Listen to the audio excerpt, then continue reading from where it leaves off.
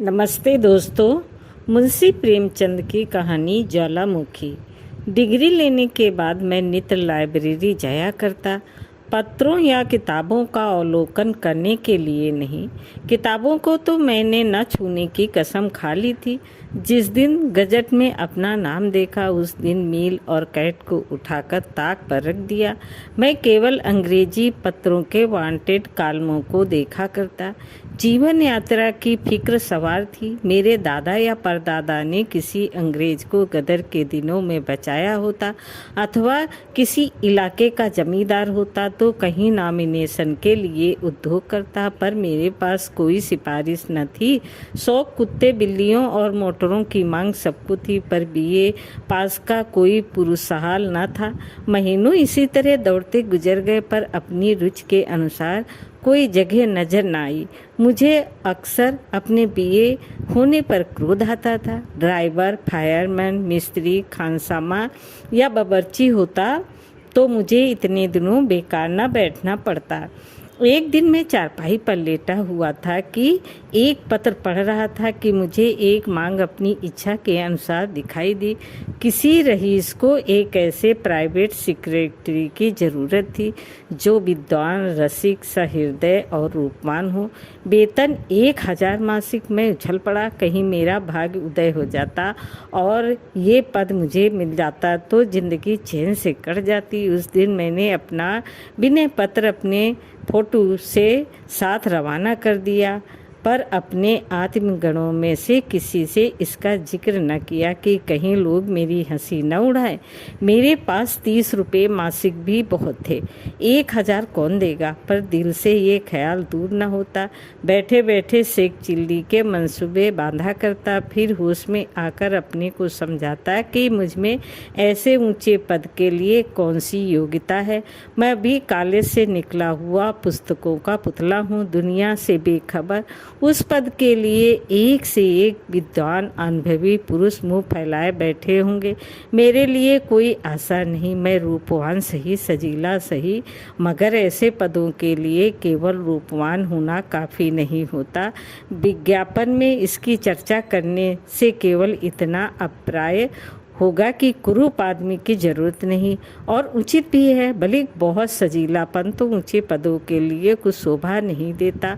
मद श्रेणी, तोंद भरा हुआ शरीर, फूले हुए गाल और गौरवयुक्त वाक्य शैली, ये उच्च पदाधिकारियों के लक्षण हैं, और मुझे इनमें से एक भी मैसार नहीं। इसी आशा और भय में एक हफ्ता गुजर गया और अब निराश हो गया। मैं भी कैसा ओछा हूँ कि एक बेसिर पैर की बात के पीछे ऐसा फूल उठा है। इसी को लड़पन कहते हैं। जहाँ तक मेरा ख्याल है, किसी दिल्लगी बाज ने आजकल के शिक्षित समाज की मूर्खता की परीक्षा करने के लिए ये सॉन्ग रचा है। मुझे इतना भी न सूझा, मगर 8वें दिन प्रातःकाल तार के चपरासी ने मुझे आवाज़ दी। मेरे हृदय में गुदगुदी सी होने लगी। लपका हुआ आया। तार खोलकर देखा, लिखा स्वीकार है, शीघ्र आओ ऐश कर। मगर ये सुखद संवाद पाकर मुझे वो आनंद न हुआ जिसकी आशा थी। मैं कुछ देर तक खड़ा सोचता रहा। किसी तरह विश्वास न आता था। जरूर किसी दिल्लगी बाज की शरारत है, मगर कोई मुजायक नहीं। मुझे भी इसका मुंह तोड़ जवाब देना चाहिए। तार दे दूं कि 1 महीने की तनख्वाह भेज दो, आप ही सारी कलाई खुल जाएगी। मगर फिर विचार किया, कहीं वास्तव में नसीब जागा हो तो इस उद्दंडता से बना बनाया खेल बिगड़ जाएगा। चलो दिल्लगी ही सही। जीवन में ये घटना भी स्मरणीय रहेगी। त्रिशिल्म को खोल ही डालूं, ये निश्चय करके तार द्वारा अपने आने की सूचना दे दी और सीधे रेलवे स्टेशन पर पहुंचा। पूछने पर मालूम हुआ कि ये स्थान दक्षिण की ओर है। टाइम टेबल में उसका वृत्तांत विस्तार के साथ लिखा था। स्थान अति रमणीय है, पर जलवायु स्वास्थ्यकारक नहीं है। हाँ, हष्टपुष्ट नवयुवकों पर उसका असर शीघ्र नहीं होता। दृश्य बहुत मनोहर है, पर जहरीले जानवर बहुत मिलते हैं। यथासाध्य अंधेरी घाटियों में न जाना चाहिए। ये वृत्तांत पढ़कर उत्सुकता और भी बढ़ी। जहरीले जानवर हैं तो हुआ करें, कहाँ नहीं है? मैं अंधेरी घाटियों के पास भूलकर भी न जाऊंगा। आकर सफ़र का सामान ठीक किया और ईश्वर का नाम लेकर नियत समय पर स्टेशन की तरफ चला, पर अपने आलापी मित्रों से इसका कुछ जिक्र न किया, क्योंकि मुझे पूरा विश्वास था कि 2 ही 4 दिन में फिर अपना सा मुँह लेकर लौटना पड़ेगा। गाड़ी पर बैठा तो शाम हो गई थी। कुछ देर तक सिगार और पत्रों से दिल बहलाता रहा। फिर मालूम नहीं कब नींद आ गई। आंखें खुली और खिड़की से बाहर तरफ झांका तो उषा काल का मनोहर दृश्य दिखाई दिया। दोनों ओर हरे ब्रज से ढकी हुई पर्वत श्रेणियाँ, उन पर चरती हुई उजली उजली गायें और भेड़ें सूर्य की सुनहरी किरणों में रंगी हुई बहुत सुंदर मालूम होती थी। जी चाहता था कि कहीं मेरी कुटिया भी इन्हीं सुखद पहाड़ियों में होती, जंगलों के फल खाता, झरनों का ताज़ा पानी पीता और आनंद के गीत गाता। एकाएक दृश्य बदला। कहीं उजले उजले पक्षी तैरते थे और कहीं छोटी छोटी डोंगियां निर्मल आत्माओं के सदृश डगमगाती हुई चली जाती थी। ये दृश्य भी बदला। पहाड़ियों के दामन में एक गांव नजर आया, झाड़ियों और वृक्षों से ढका हुआ, मानो शांति और संतोष ने यहाँ अपना निवास स्थान बनाया हो। कहीं बच्चे खेलते थे, कहीं गाय के बछड़े की कोले करते थे। फिर एक घना जंगल मिला। झुंड के झुंड हिरन दिखाई दिए, जो गाड़ी की हाहाकार सुनते ही चौकड़ियां भरते हुए दूर भाग जाते थे। ये सब दृश्य स्वप्न के चित्र के समान आंखों के सामने आते थे और एक क्षण में गायब हो जाते थे। उनमें एक अवर्णनीय शांतिदायिनी शोभा थी, जिससे हृदय में आकांक्षाओं के वेग उठने लगते थे। आखिर इस घर निकट आया। मैंने बिस्तर संभाला। जरा देर में सिग्नल दिखाई दिया। मेरी छाती धड़कने लगी। गाड़ी रुकी। मैंने उतरकर इधर उधर देखा। कुलियों को पुकारने लगा कि इतने में 2 वर्दी पहने हुए आदमियों ने आकर मुझे सादर सलाम किया और पूछा, आपसे आ रहे हैं ना? चलिए, मोटर तैयार है। मेरी बाछें खिल गई। अब तक कभी मोटर पर बैठने का सौभाग्य न हुआ था। शान के साथ जा बैठा। मन में बहुत लज्जा थी कि ऐसे फटेहाल क्यों आया। अगर जानता कि संयुक्त भाग्य सूर्य चमका है तो ठाट बाट से आता। खैर, मोटर चली। दोनों तरफ मौजसारी के सघन वृक्ष थे। सड़क पर लाल बजरी बिछी हुई थी। सड़क हरे भरे मैदान में से किसी सुरमई जलधारा के सदृश बल खाती चली जाती थी। 10 मिनट भी न गुजरे होंगे कि सामने एक शांतिमय सागर दिखाई दिया। सागर के उस पार पहाड़ी पर एक विशाल भवन बना हुआ था। भवन अभिमान से सिर उठाए हुए था। सागर संतोष से नीचे लेटा हुआ। सारा दृश्य काव्य श्रृंगार और आमोद से भरा हुआ था। हम सादर दरवाजे पर पहुंचे। कई आदमियों ने दौड़कर मेरा स्वागत किया। इनमें से एक शौकीन मुंशी जी थे, जो बाज सवारे आंखों में सुरमा लगाए हुए थे। मेरे लिए जो कमरा सजाया गया था, उसके द्वार पर मुझे पहुंचाकर बोले, सरकार ने फरमाया है इस समय आप आराम करें, संध्या समय मुलाकात कीजिएगा। मुझे अब तक इसकी कुछ खबर न थी कि ये सरकार कौन है। न मुझे किसी से पूछने का साहस हुआ, क्योंकि अपने स्वामी के नाम तक से अनभिज्ञ होने का परिचय नहीं देना चाहता था। मगर इसमें कोई संदेह नहीं कि मेरा स्वामी बड़ा सज्जन मनुष्य था। मुझने इतने आदर सत्कार की कदापि आशा न थी। अपने सुसज्जित मकान में जाकर जब मैंने एक आराम कुर्सी पर बैठा तो हर्ष से विह्वल हो गया। पहाड़ियों की तरफ से शीतल वायु के मंद मंद झोंके आ रहे थे। सामने सज्जा था, नीचे झील थी, सांप के केचुल के सदृश प्रकाश से पूर्ण, और मैं इसे भाग्य देवी ने सदैव अपना सौतेला लड़का समझा था। इस समय जीवन में पहली बार निर्विघ्न आनंद का सुख उठा रहा था। तीसरे पहर शौकीन मुंशी ने आकर इतला दी कि सरकार ने याद किया है। मैं इस बीच में बाल बना लिए थे, तुरंत अपना सर्वोत्तम सूट पहना और मुंशी जी के साथ सरकार की सेवा में चला। इस समय मेरे मन में ये शंका उठ रही थी कि मेरी बातचीत से स्वामी असंतुष्ट न हो जाएं और और उन्होंने मेरे विषय में जो विचार स्थिर किया हो उसमें कोई अंतर न पड़ जाए। तथापि मैं अपनी योग्यता का परिचय देने के लिए खूब तैयार था। हम कई बरामदों से होते हुए अंत में सरकार के कमरे के दरवाजे पर पहुंचे। रेशमी पर्दा पड़ा हुआ था। मुंशी जी ने पर्दा उठाकर मुझे इशारे से बुलाया। मैंने कांपते हुए हृदय से कमरे में कदम रखा और आश्चर्य से चकित रह गया। मेरे सामने सौंदर्य की एक ज्वाला दीप्तिमान थी। फूल भी सुंदर है, दीपक भी सुंदर है। फूल में ठंडक और सुगंध है, दीपक में प्रकाश और उद्दीपन। फूल पर भंवर उड़ उड़कर उसका रस लेता है, दीपक में पतंगा जलकर राख हो जाता है।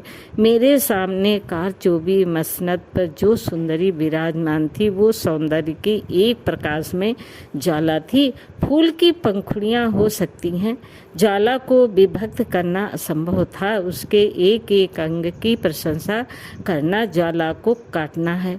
वो नख सिक एक ज्वाला थी, वही दीपक, वही चमक, वही लालिमा, वही प्रभा। कोई चित्रकार सौंदर्य प्रतिमा का इससे इच्छा चित्र नहीं खींच सकता था। रमणी ने मेरी तरफ वात्सल्य दृष्टि से देखकर कहा, आपको सफर में कोई विशेष कष्ट तो नहीं हुआ?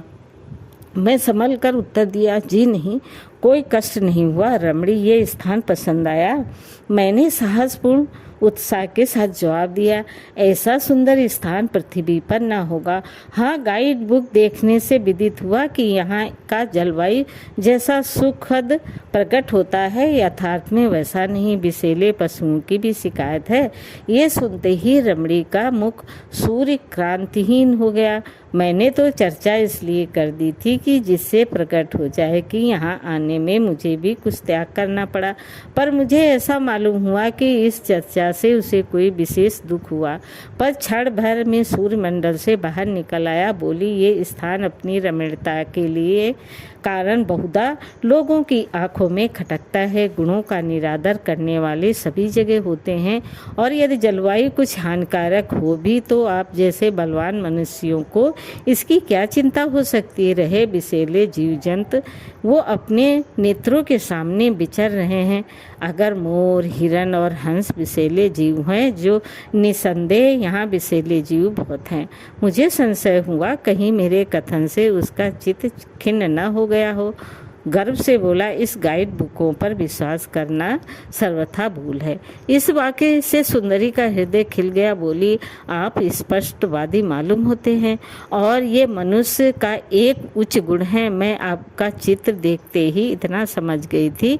आपको ये सुनकर आश्चर्य होगा कि इस पद के लिए मेरे पास 1 लाख से अधिक प्रार्थना पत्र आए थे। कितने एमए थे, कोई डीएससी था, कोई जर्मनी से पीएचडी उपाधि किए हुआ था। मानो यहाँ मुझे किसी दार्शनिक विषय की जांच करवानी थी। मुझे अब की ही ये अनुभव हुआ कि इस देश में उच्च शिक्षित मनुष्यों की इतनी भरमार है। कई महाशयों ने स्वरचित ग्रंथों की नामावली लिखी थी। मानो देश में लेखकों और पंडित ही की आवश्यकता है। उन्हें कालगति का लेस मात्र भी परिचय नहीं। प्राचीन धर्म कथाएं अब केवल अंधभक्तों के रसास्वादन के लिए ही हैं, उनमें और कोई लाभ नहीं है। ये भौतिक उन्नति का समय है।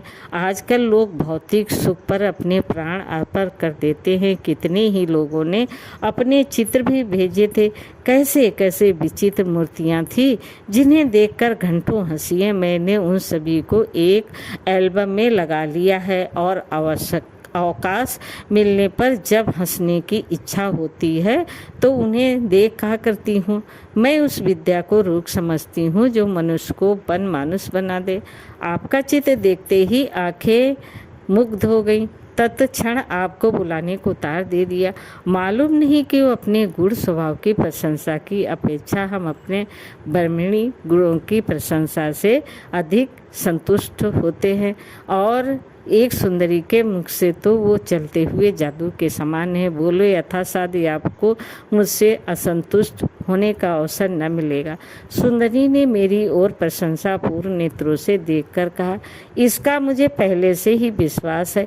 आइए अब कुछ काम की बातें हो जाएं। इस घर को आप अपना ही समझिए और संकोच छोड़कर आनंद से रहिए। मेरे भक्तों की संख्या बहुत है, वो संसार के प्रत्येक भाग में उपस्थित हैं और पौधा मुझसे अनेक प्रकार की जिज्ञासा किया करते हैं।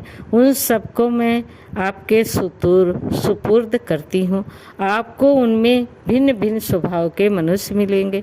कोई मुझसे सहायता मांगता है, कोई मेरी निंदा करता है, कोई सराहता है, कोई गालियाँ देता है। इन सब प्राणियों को संतुष्ट करना आपका काम है। देखिए, आज के पत्रों का ढेर है। एक महाशय कहते हैं, बहुत दिन हुए आपकी प्रेरणा से मैं अपने बड़े भाई की मृत्यु के बाद उनकी संपत्ति का अधिकारी बन बैठा था। अब उनका पुत्र वैक्स प्राप्त कर चुका है और मुझसे अपने पिता की जायदाद लौटाना चाहता है। इतने दिनों तक उस संपत्ति का उपयोग करने के पश्चात अब उसका हाथ से निकलना अखर रहा है। आपकी इस विषय में क्या सहमत है? इनको उत्तर दीजिए कि इस समय कूटनीति से काम लो, अपने भतीजों को कपट प्रेम से मिला लो और जब वो निशंक हो जाए तो उससे एक सादे स्टंप पर हस्ताक्षर करा लो। इसके पीछे पटवारी और अन्य कर्मचारियों की मदद से इसे स्टंप पर जायदाद का पैमाना लिखा लो। यदि ये लगाकर 2 मिलते हों तो आगा पीछा मत करो। ये उत्तर सुनकर मुझे बड़ा कौतूहल हुआ। नीति ज्ञान को धक्का सा लगा। सोचने लगा, ये रमणी कौन है और क्यों ऐसा अनर्थ का परामर्श देती है? ऐसे खुल्लम खुल्ला तो कोई वकील भी किसी को ये राय न देगा। उसकी और निसंदेहात्मक भाव से देखकर बोला, ये तो सर्वथा न्याय विरुद्ध प्रतीत होता है। कामनी खिलखिलाकर हंस पड़ी और बोली, न्याय की आपने भली कही। ये केवल धर्मांत मनुष्य के मन का समझौता है। संसार में इसका अस्तित्व नहीं। बाप ऋण लेकर मर जाए, लड़का कौड़ी कौड़ी भरे। विद्वान लोग इसे न्याय कहते हैं, मैं तो इसे घोर अत्याचार समझती हूँ। इस न्याय के पर्दे में गांठ के पूरे महाजन की हेकड़ी साफ झलक रही है। एक डाकू किसी भद्र पुरुष के घर में डाका मारता है, लोग उसे पकड़कर कैद कर देते हैं। धर्मात्मा लोग इसे भी न्याय कहते हैं, किंतु यहाँ भी वही धन और अधिकार की प्रचंडता है। भद्र पुरुष ने कितने ही घरों को लूटा, कितने ही का गला दबाया और इस प्रकार धन संचय किया, किसी को भी उन्हें आँख दिखाने का साहस न हुआ। डाकू ने जब उनका गला दबाया तो वो अपने धन और प्रभुत्व के बस से उस पर वज्र प्रहार कर बैठे। इसे न्याय नहीं कहते। संसार में धन, छल, कपट, धूर्तता का राज है। यही जीवन संग्राम है। यहाँ प्रत्येक साधन जिससे हमारा काम निकले, जिससे हम अपने शत्रुओं पर विजय पा सके, न्याय अनुकूल और उचित है। धर्म युद्ध के दिन अब नहीं रहे। ये देखिए, एक दूसरे सज्जन का पत्र है। वो कहते हैं, मैंने प्रथम श्रेणी में एमए पास किया, प्रथम श्रेणी में कानून की परीक्षा पास की, पर अब कोई मेरी बात भी नहीं पूछता। अब तक ये आशा थी कि योग्यता और परिश्रम की आवश्यक ही कुछ फल मिलेगा, पर 3 साल के अनुभव से ज्ञात हुआ कि ये केवल धार्मिक नियम है। 3 साल से घर की पूंजी खा चुका हूँ। अब विवश होकर आपकी शरण लेता हूँ। मुझे हतभाग्य मनुष्य पर दया कीजिए और मेरा बेड़ा पार लगाइए। उनको उत्तर दीजिए कि जाली दस्तावेज बनवाएं और झूठे दावे चलाकर उनकी डिग्री करा लीजिए। थोड़े ही दिनों में आपका क्लेश निवारण हो जाएगा। ये देखिए, एक सज्जन और कहते हैं, लड़की सयानी हो गई है।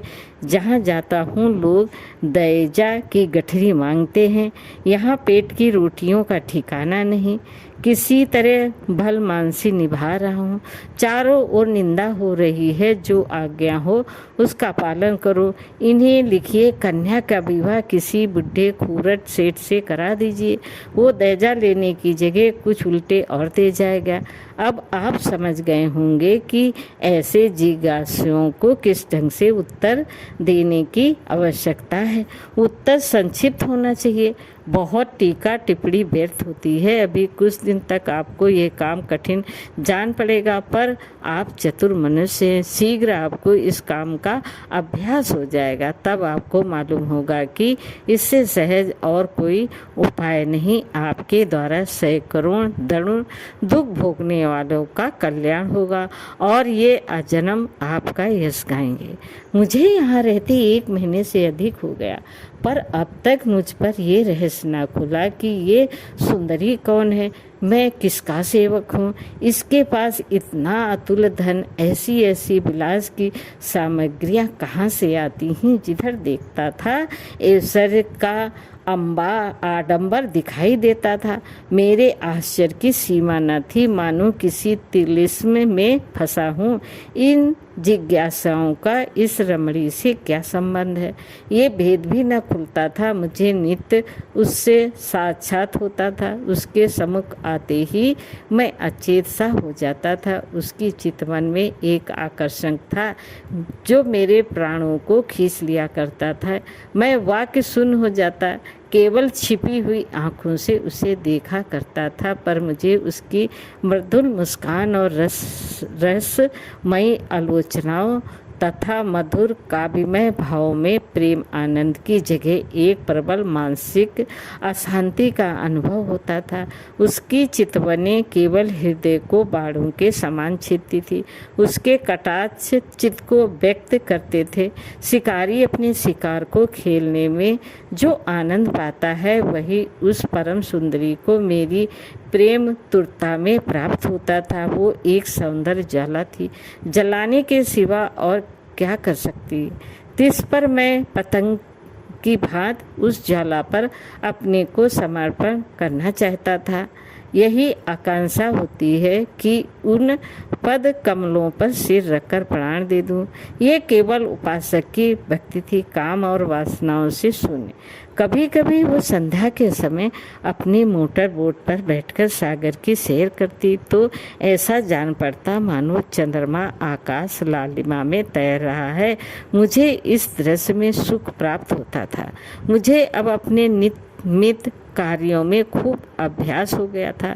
मेरे पास प्रतिदिन पत्रों का पोथा पहुंच जाता था। मालूम नहीं किस डाक से आता था। लिफाफों पर कोई मोहर न होती थी। मुझे इन जिज्ञासाओं में बहुधा वो लोग मिलते थे जिनका मेरी दृष्टि में बड़ा आदर था।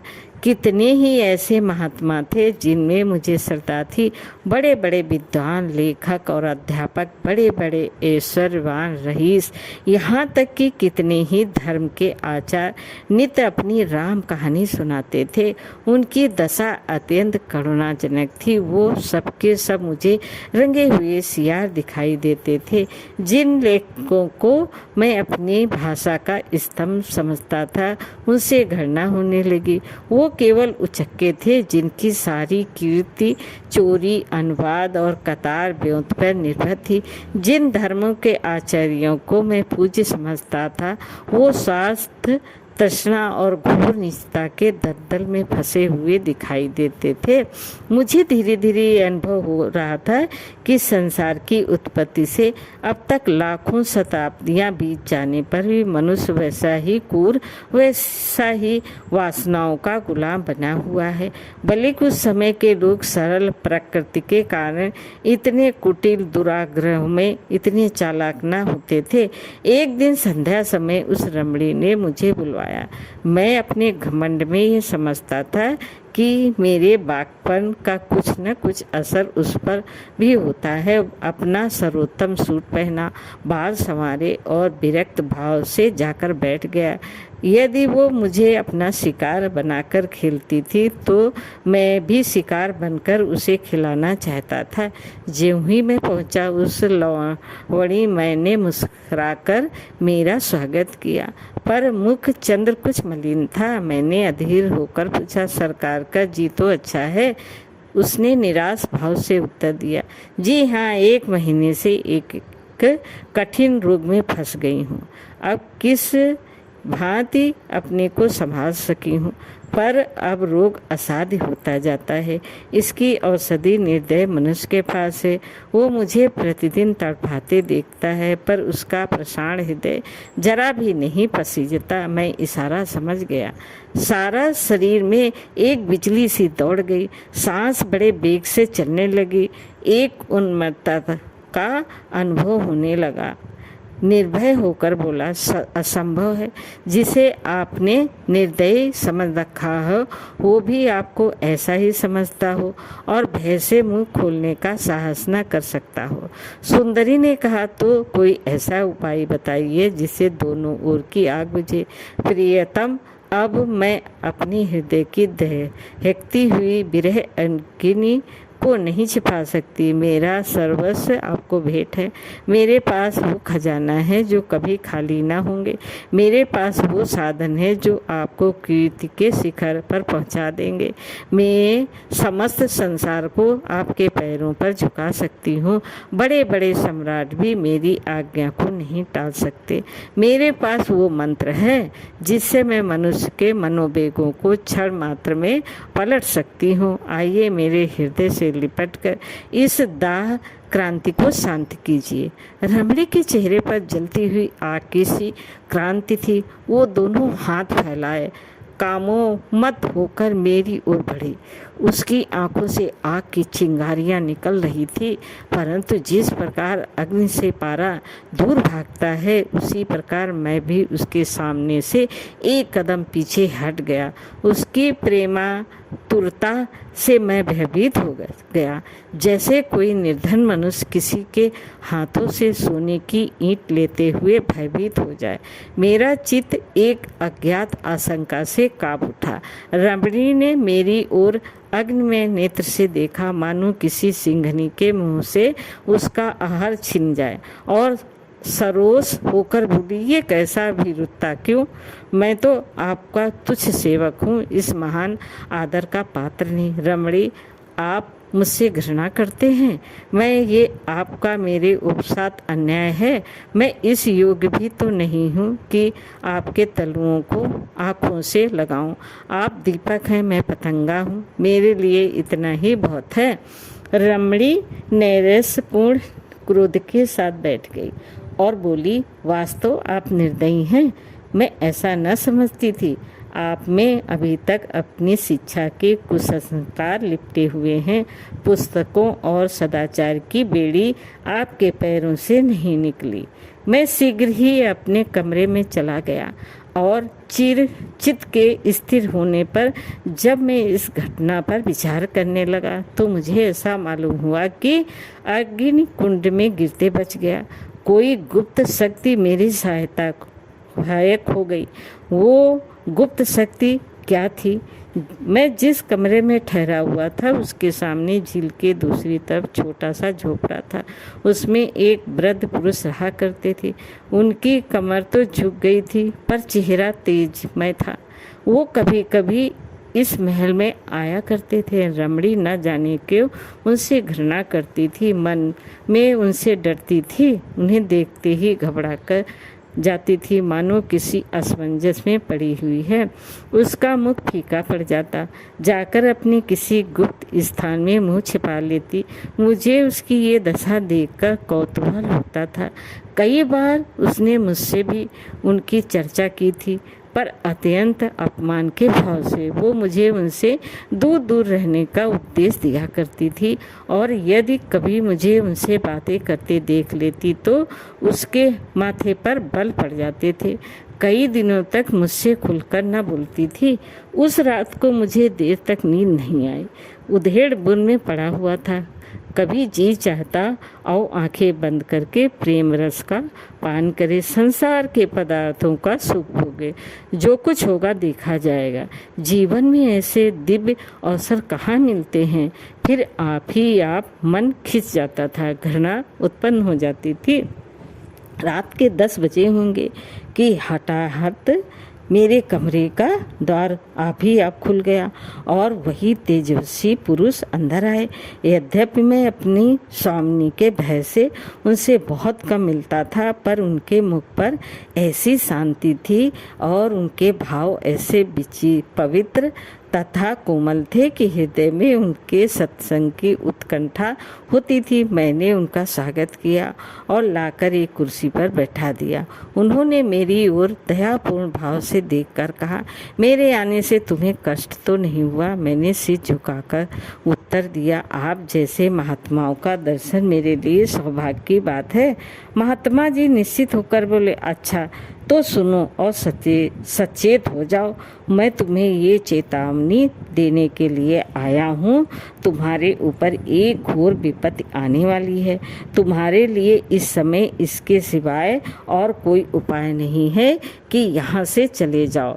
यदि मेरी बात ना मानोगे तो जीवन पर्यंत कष्ट भोगोगे और इस माया जाल से कभी मुक्त ना हो सकोगे। मेरा झोपड़ा तुम्हारे सामने था, मैं भी कभी कभी यहाँ आया करता था, पर तुमने मुझसे मिलने की आवश्यकता न समझी। यदि पहले ही दिन तुम मुझसे मिलते तो सहस्र मनुष्यों का सर्वनाश करने के अपराध से बच जाते।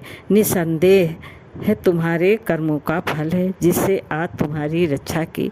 अगर ये पिशाचनी एक बार तुमसे प्रेम आलिंगन कर लेती तो फिर तुम कहीं के नहीं रहते, तुम उसी दम उसके अजायब खाने में भेज दिए जाते। वो जिस पर रिश्ती है उसकी यही गत बनाती है, यही उसका प्रेम है। चलो इस अजायब घर की सैर करो, तब तुम समझोगे कि आज किस आफत से बचे। ये कहकर महात्मा जी ने दीवार में एक बटन दबाया, तुरंत एक दरवाज़ा निकल आया। ये नीचे उतरने की सीढ़ी थी।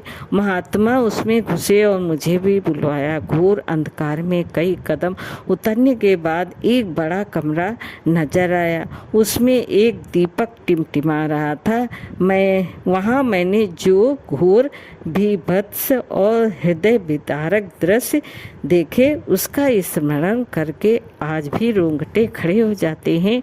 इटली के अमर कवि डैंटी ने नरक का जो दृश्य दिखाया था उससे कहीं भयावह, रोमांचकारी तथा नरकी दृश्य मेरी आंखों के सामने उपस्थित था। सैकड़ों विचित्र देहधारी नाना प्रकार की अशुद्धियों में लिपटे हुए भूमि पर पड़े करा रहे थे।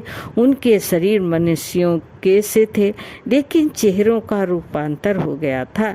कोई कुत्ते से मिलता था, कोई गीदड़ से, कोई बनबिलाव से, कोई सांप से।